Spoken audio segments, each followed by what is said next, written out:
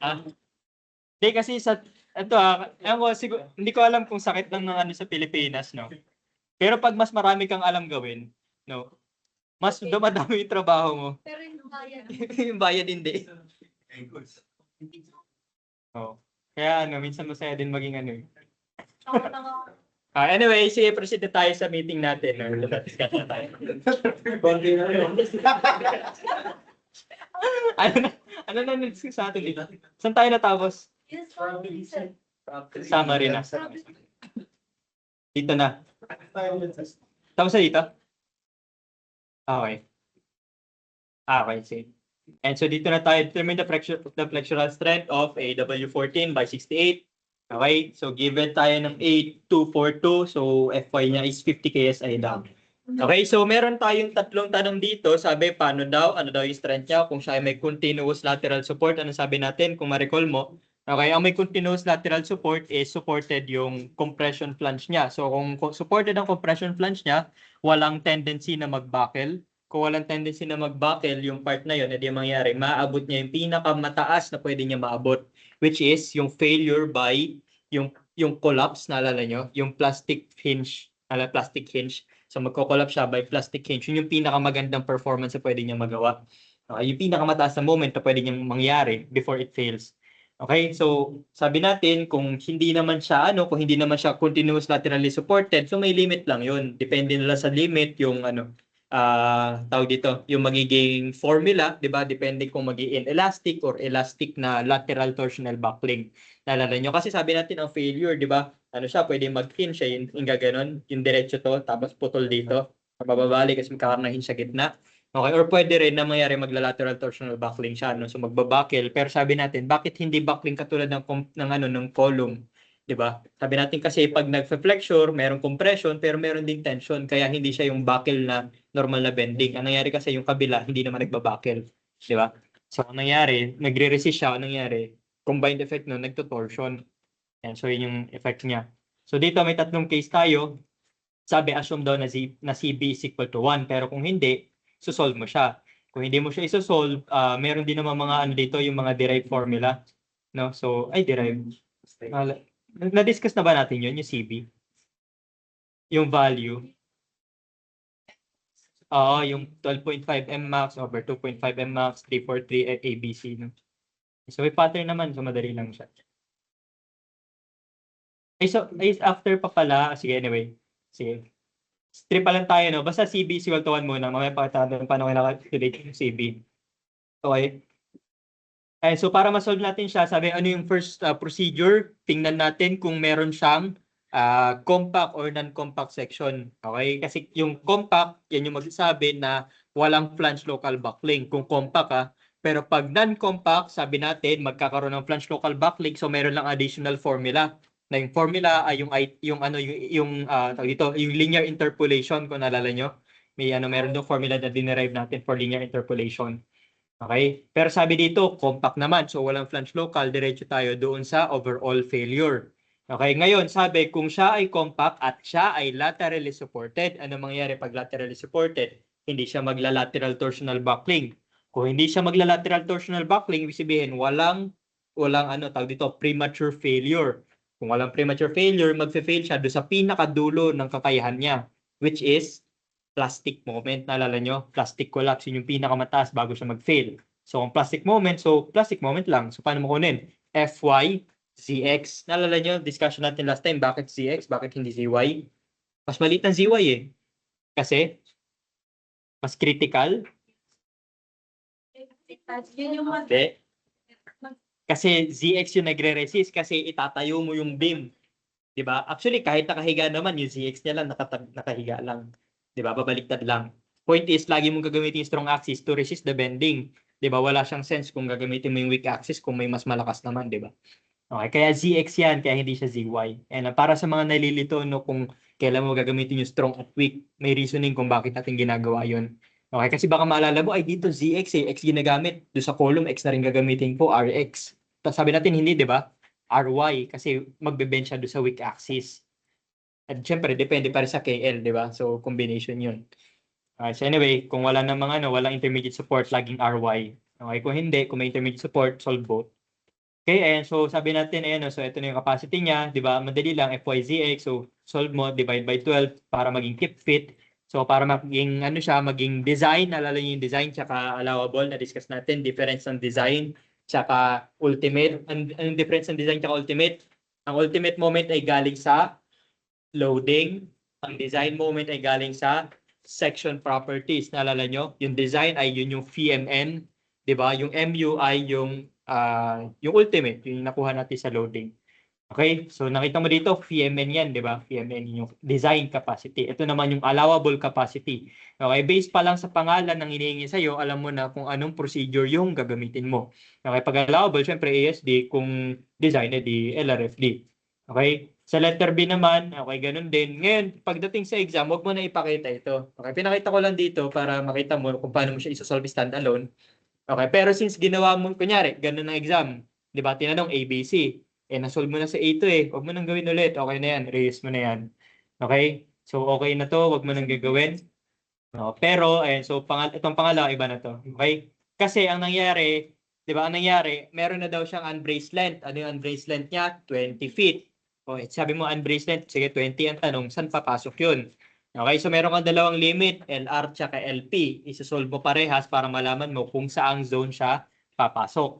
Okay, so ito yung LR, LP pala, LP madali lang, so ito yung LP. Ito yung lower limit. Okay, kung bumaba siya dito sa 8, anong gagawin? Sabi pag bumaba sa 8, anong mangyayari? Counted pa rin yan as continuously laterally supported. So anong capacity nun? Ano pa din? MP pa din, di ba? MP pa din kasi supported pa rin siya. I mean, hindi siya supported continuous pero maikli pa yung distance ng support so okay pa din siya. Parang galing idea. Okay, pero pag lalagpas siya dito, 'di ba? Ang tanong naman no next is lalagpas ba siya do sa pangalawang limit? Kasi yung pangalawang limit yun yung magdidictate kung elastic or kung inelastic yung failure. Lumagpas yung 20, 'di ba? So isosolve mo ngayon yung pangalawang limit, LR. Ito yung formula ng LR, medyo mahaba pero sabi natin mahaba siya kung isa-isahin mo. Simple lang yan kung papasimplihin mo kasi ito at ito ay parehas, ito at ito ay parehas. Ito ay slenderness ratio lang naman, di ba? Hindi pala. Basta sa iba yun. O, DRTS na lang, o yan na lang. O. Di ba? Ito magkamukha Ito magkamukha, di ba? So, isolve mo na lang yan, A tsaka B, di ba? Tapos RTS, madali na yun, madali na soluhin yun, di ba? So, kaya mo na yun. Talaga yan, 1 plus R times B square root of. Bahala ka na kung paano mo papasimplihin, basta hindi siya mahirap. Okay, yung itatak mo sa isip mo, no, kasi baka na-overwhelm ka. Okay, unang-unang paraan para ma-solve yung problem is huwag ka magpa-intimidate sa problem. Huwag mo isipin mahirap. Okay, isipin mo kaya mo, tapos tsaka mo isipin paano mo siya papasimplihin.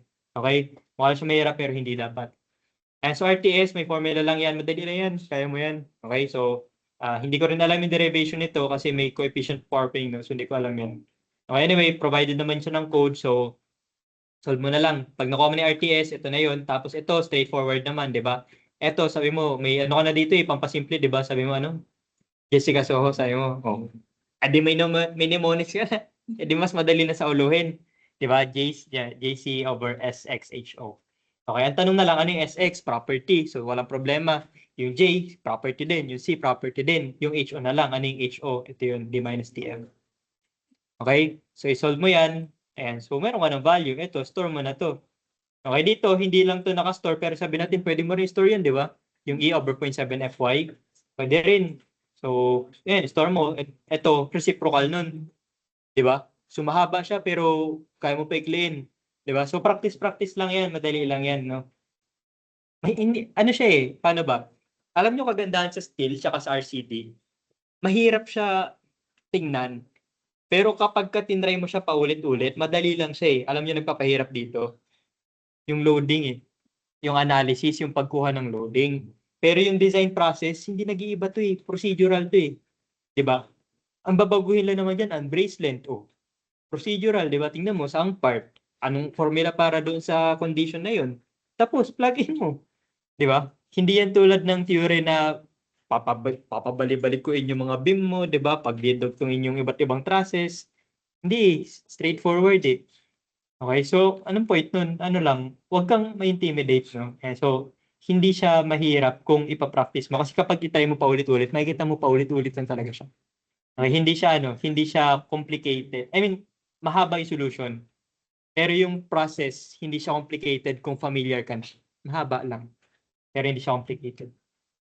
Okay, so nakita natin LP, LR, 20 feet ay nasa pagitan. So ano siya, inelastic lateral torsional buckling. Anong formula para doon? Ito. 'Di ba? Nalala mo yung ganun, yung graph, diretsong MP, interpolation, then curve. 'Di ba? Ito yung formula para doon sa interpolation na yun. Pinakita natin yung derivation dito, 'di ba? So, kahit hindi mo aralin yung derivation, pinakita ko lang na kaya siyang ma-derive. Okay? So, at least alam mo na sure ka na kapag nandoon sa pagitan, yung formula na mukhang interpolation, at least hindi ka na malilito doon sa dalawa. Tama ba? Check ko na yun. O, plug in mo lang yung values, yung MP, yung plastic limit, 'di ba? FYZX, 'di ba? O eto, FYSX, etc. Ito yung mga ratio lang 'to eh. 'Di ba hindi mahirap 'tong mga 'to? Mas mahirap pa nga yung LR eh. 'Di ba? Mas mahirap pa nga 'to, pero sabi mo ito nga kaya mo pa simplihin eh. Mas kaya mo 'to. Ano ba 'to? MP lang 'to eh. MP, 'di ba? Ito FYZX, ito FYSX. O tapos ratio, ito mga nasolve mo na 'to kanina eh. 'Di ba? Nasolve mo na sa taso, eh di wala ka ng problema dito, plug in mo na lang. 'Di ba? So meron ka ng ayan. Ang tatandaan niyo lang dito yung siguro pinaka-emphasize lang natin yung units. Okay? Yung formula para do sa code gumagana considering na yung units mo ay naka-kips at naka-inch. Okay? So yung FY mo diyan naka-KSI, yung mga dimensions mo naka-inch. Kaya ang gawin mo as much as possible, lahat ng units mo itugma mo doon para hindi ka na mag-iisip kung paano mo i-convert sa dulo. Katulad nito, hindi na tayo nag-isip kung anong unit nito, di ba? Kasi lahat ng ginamit natin, kips at inch, ang labas na moment yan, kip inch. Di ba? So, ang mangyayari nito, sa dulo, alam mo na kip inch siya, matik, di ba? Tsaka mo na lang i-convert sa kip fit kung yun yung tinatanong. Pero kung hindi itanong naman, kunyari, hindi naman sinabi na kip fit yung sagot, okay na rin yung kip inch. Parehas yan, okay na yan. Di ba? Nilagay ko lang na ganito kasi yun yung common na pinapakita, naka-kip fit pero hindi required. Okay, depende sa yan kung hindi sabihin. Pero kung sabihin, syempre, sundan mo yung tanong. Okay nyo? Ganun lang. O, pag meron ka ng MN, multiply mo ng fee, tapos, di ba? Hindi siya mahirap eh. Okay, sabihin natin, sige, mahaba, pero hindi mahirap. Kasi if else lang yan eh. Okay, pangatlo, paano kung lalagpas siya? Kasi sunod 30 eh. Di ba? Kung 30, ang limit mo ng LR, anong LR natin? 29, so lagpas na. Di ba? Doon ka na sa pangatlong formula. Sabi mo, ito na yung medyo, mo lang. Ito wala na to, nagawa na natin to kanina. So, hindi mo na ulitin yan ha. Hindi mo na ulitin yan. So, dito na tayo. Ito na lang. Pero sabi mo, ano to? 'Di ba? Ito yung pi squared E, 'di ba? Slenderness ratio to eh. 'Di ba kamukha niya? Sabi mo, ay pwede ko tong i-relate do sa column eh. Alam ko na to eh.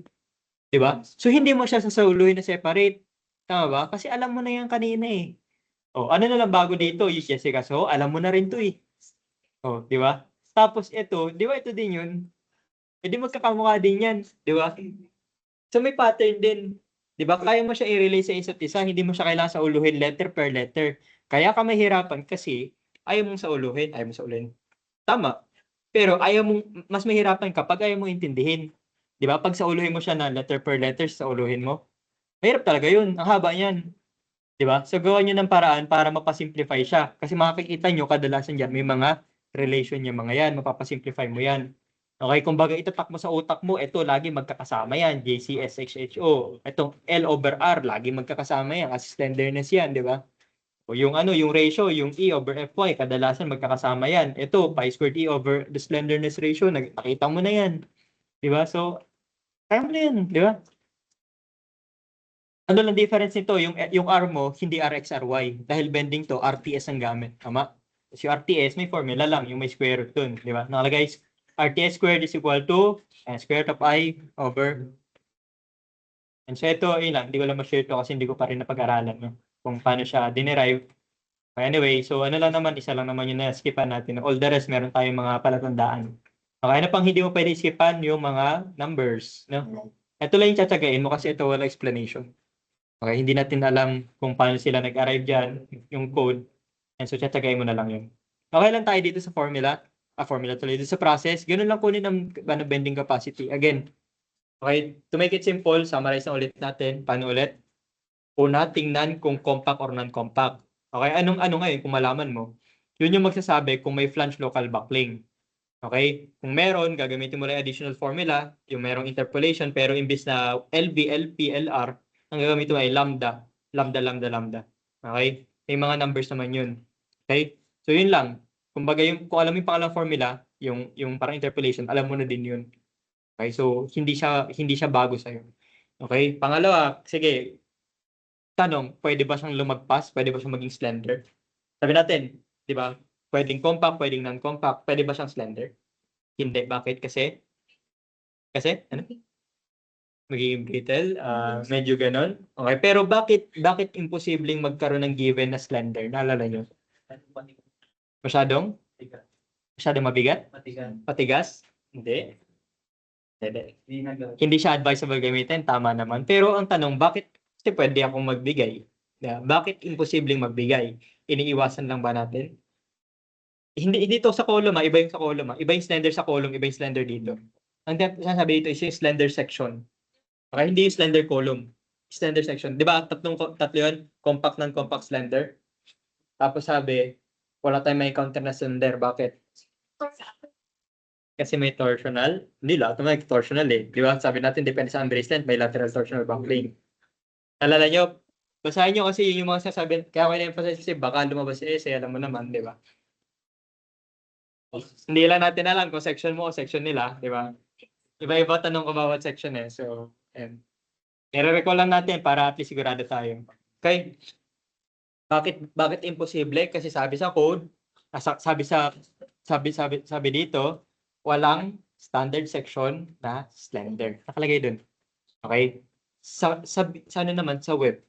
Possible bang magkaroon ng non-compact web? Naalala mo? In-emphasize din natin yun, di ba? Di ba? Sa flange, compact, non-compact, slender. Sa web din, compact, non-compact, slender. Pero sabi, hindi ka daw makakita ng non-compact. Bakit? Kasi yun din yun nandun sa standards. Wala silang ginawang standard section na non-compact ang web. Lahat yun compact. Kaya makita mo dito, hindi na natin chinek. Flange lang chinek natin. Bakit flange lang? Kasi standard yung shape. W something by something, di ba? Kung may pangalan siya, standard shape yun. Kung standard shape siya, matic, yung flange niya ay compact kahit hindi mo i-check. Walang standard shape na non-compact. Nakuha niyo?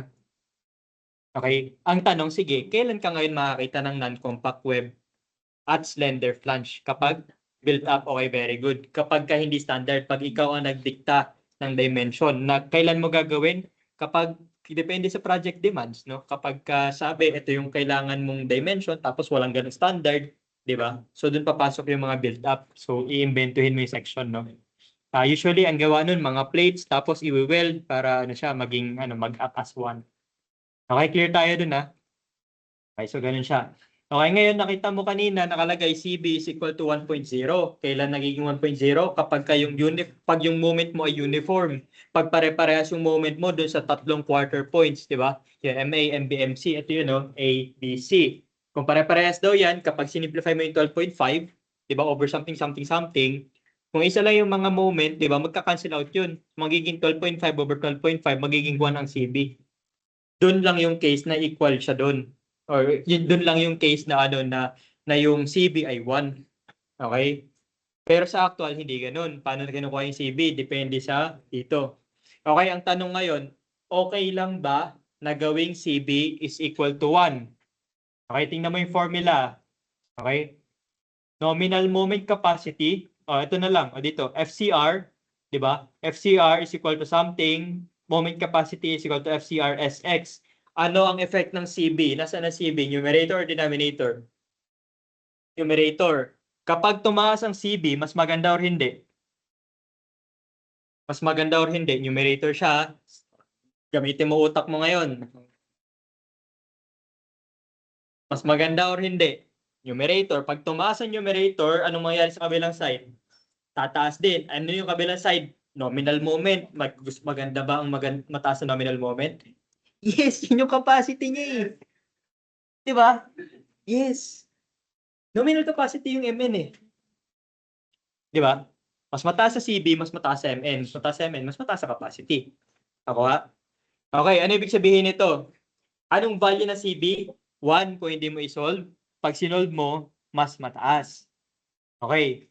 Ano ibig sabihin? May sense ba na isolve yung CB? Yes. Bakit? Kasi ibig sabihin yan, sa actual, mas mataas pa talaga yung capacity niya kaysa doon sa masosolve mo. Okay, tanong, pwede bang wag isolve ang CB? Sa exam, hindi. Pero sa actual, pwede. Okay, bakit? Kasi ikaw ang designer. Ang nangyayari dyan, yung CB kasi additional capacity. Kapag hindi mo siya isolve, ang conservative, again conservative is 1. Ano yung sabihin? Kapag hindi mo isolve 1, okay lang. Okay, kasi ang nangyari nun, mas sumaba yung capacity na makukuha mo, okay lang. Di ba? Ngayon, kailan mo to gagamitin? Okay, pwedeng option mo, gagamitin mo to. Halimbawa, yung section na nagawa mo, nagkamali ka. Di ba? Tapos hindi ka makatulog ngayon kasi nagkamali ka tapos naipasa mo na project mo. Di ba? Ano yung pwede mong gawin para makatulog ka? Kasi common problem, no? Kasi hindi talaga maiwasan na minsan magkakamali ka sa sa practice. Nagkamali ng tingin, nagkamali ng loading, or nagkamali ng input sa software. Okay? Siguro isa sa mga pinaka-significant na na natutunan ko doon sa boss ko. Sabi ko, sir, paano mo didiskartehan yung mga alam mong mali pero naipasa na tapos wala ka nang magawa. And so minsan gumagawa siya ng mga calculation. Yun nga, I think sa mga sa mga dumaan sa RCD, alam niyo to, no? Na pag mas advanced ang calculation, 'di ba? Mas maganda ang performance, 'di ba? Pag pumasa siya doon, kahit sa iba hindi okay, okay pa rin talaga siya. Nakuha niyo? Parang singly reinforced beam, kapag i-compare mo sa capacity ng T-beam, matik T-beam mas malaki. Tama ba? Kapag i-try mo, syempre may slab yun eh. Mas malaki capacity nun. 'Di ba? So, ang nangyayari, yung ginagawa natin in practice, i-design natin siya for simpler methods, tapos pag may problema, tsaka mo i-check sa mas advanced method. Okay? Dito papasok din dun. Okay? Para meron ka factor of safety, gawin mo, pag i-design mo muna siya, simula, di ba? Huwag ka magagamit ng CB. Di ba? Para in case na magkaroon ng problema, di ba? Kunyari, na-construct na, tapos sabihin, pwede pa ba to? Ganyan-ganyan, pwede pa ba to? Tapos, hindi mo naman siya dinesign para doon, di ba? Pwede mo siya i-check. O sige ngayon, i-consider mo na yung CB. Kung i-consider mo yung dagdag na capacity galing sa CB, pasado pa rin ba siya? Kasi kung pasado, okay pa din yun kahit wala kang gawin. Nakuha nyo? Additional factor of safety mo yun eh. Ano yung point? Kunyari, meron kang beam, dinesign mo siya, capacity niya, 100 kip inch, kunyari lang. 500. Tapos, nakita nyo, in actual, ang ano pala, ang load niya, nasa 125. 'Di ba? Pero point load, 'di ba? Kumbaga nalimutan, ay may nakapatong pala dito, sorry hindi namin nasabi ah. O gano'n. 'Di ba? So nalimutan or whatever reason, 'di ba? Dinesign mo for 100, ang actual load 125. Ang laki nun, ang laking difference nun, 'di ba? Dagdag na 1/4 ng capacity niya. Okay pa rin ba siya? Tingnan mo sa advanced method. Ano yung advanced method? Gumamit ka ng CB. Anong sabi ng CB? Kung point load lang siya sa gitna, ano yung CB? 1.32. Ibig sabihin, yung na-solve mo na 100, hindi pa rin talaga yun. May dagdag pa yun na 32%. Okay? Oh, kapag ka sinolve mo siya, ito talaga yun. And ito halimbawa, itong 1.40 na pinapakita dito, ito yan eh, 1.136. Ito yan. Kapag ipo-prove mo siya, halimbawa ito, sample problem 4, ito kasi is for proving kung ano yung CB, kung ganito ang loading. Kung distributed load siya na pin-pin, ito yung magiging CB natin, 1.14. Paano nangyari yun? Ganito siya ginawa. Okay, naalala mo sa struct mo ang ginagawa, kinakat natin, tapos kukunin mo yung internal moments pa ganan. Okay, ganun lang ginawa dito. Okay, si dito, syempre, Mmax, alam mo na yan eh. So, hindi na natin, diretso na natin, WL squared over 8. Okay, by summation ng tawag dito, ng forces tsaka moment, makukuha mo that the reaction sa left and right ay WL over 2 lang. Yun yung mga upward forces. Okay, pag nakuha mo ng upward force, cut mo dito, take ka ng internal moment, di ba? And so, ano itsura na, nakaganto yan, di ba? And so, meron din.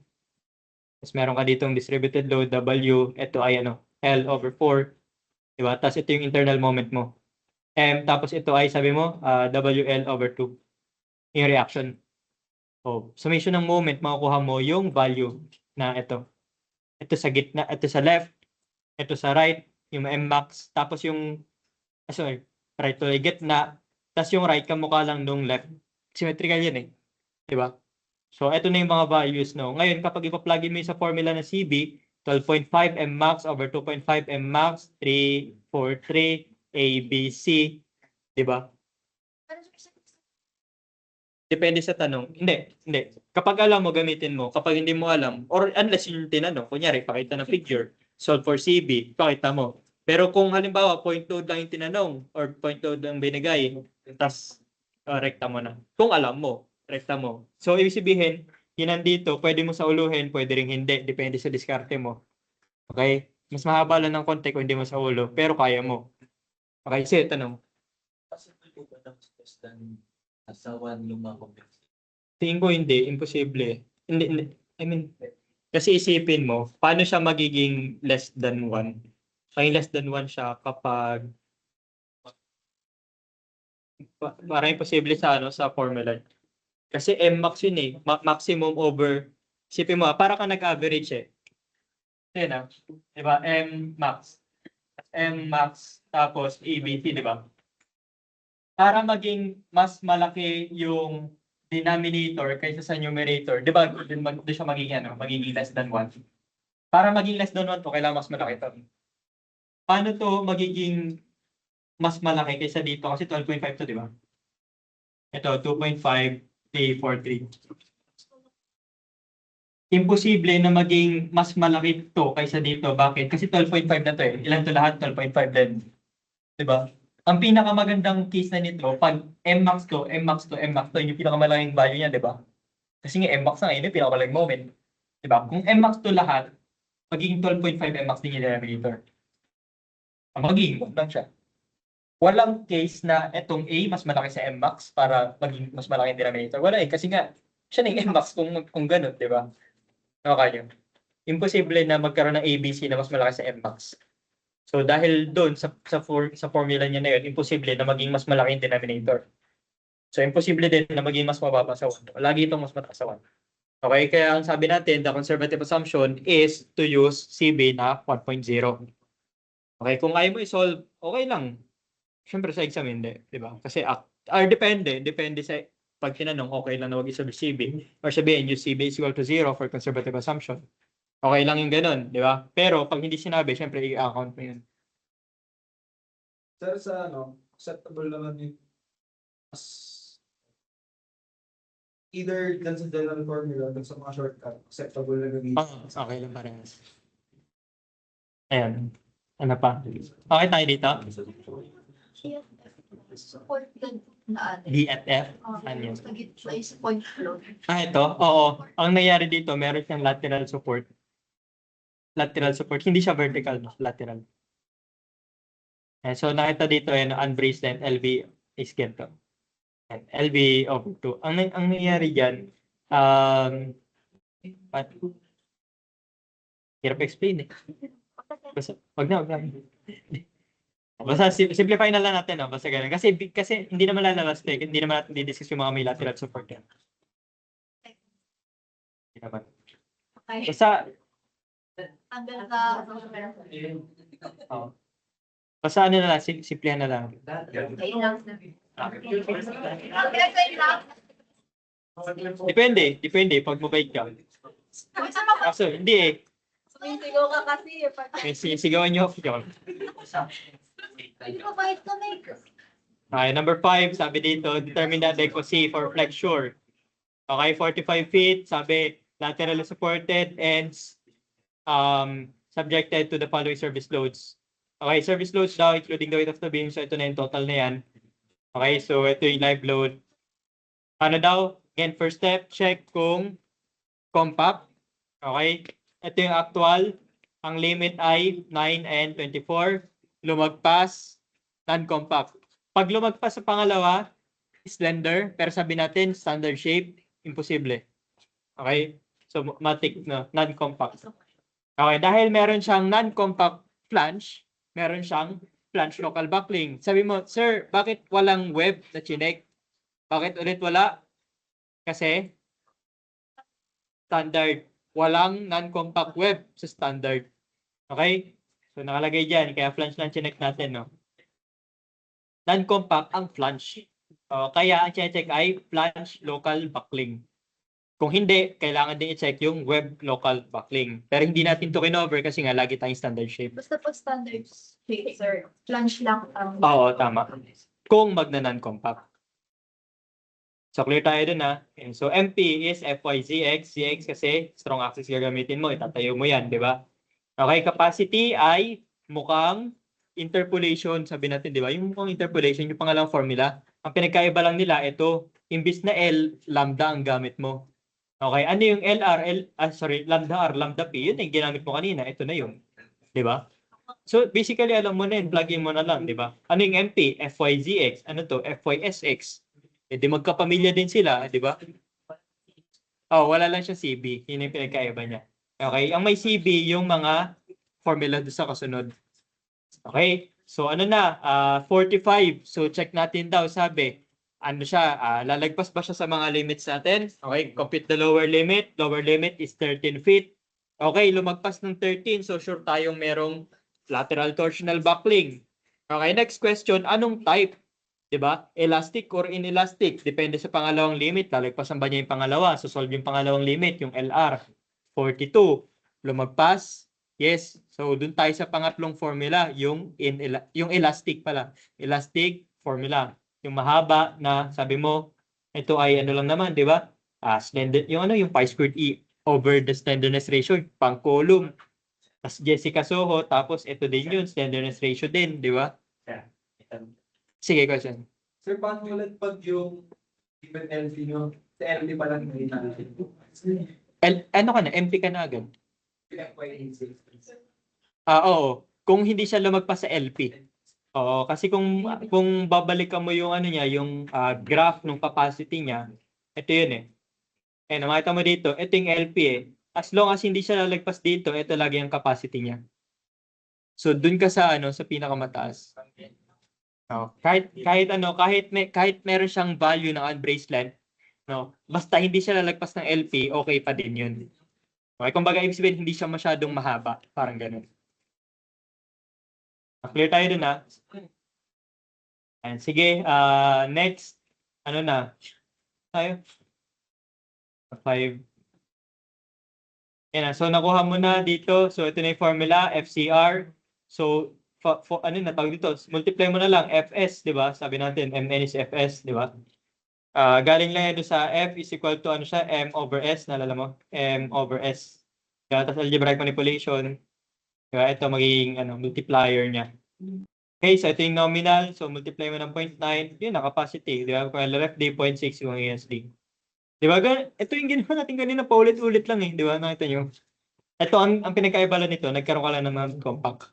Non-compact flange lang. Diba? Yung kanina kasi hindi eh, may compact siya eh. So dumiretso siya doon sa capacity. Okay? Tapos, ano pa ba? Ito, CB, sabi dito, 1.14. But 1.14 ginamit natin? Sabi kasi sa loading, hindi sinabi CB is equal to 1. So kung hindi sinabi, isolve mo yung CB. Pero sabi mo, alam mo na yun eh. Ginawa na natin kanina, di ba? Sabi, ano daw yung loading? Sabi, service loads, distributed eh. Di ba? Distributed. So, since distributed load lang naman yung load niya, edi yung CB niya, 1.14, pinakita na natin kanina. Pero what if point load, tsaka distributed load? Hindi nagagana yun. Hindi gagana yung 1.14 lang, hindi rin yung 1.67. Ano ba yun? 1.67 ba yun? 1.32 pala, hindi gagana yun. Hindi rin gagana yung pag-a-addin mo lang sila. Kasi iba ang moment diagram nun eh. Diba? So kung lalabas man yun, mahirap yun.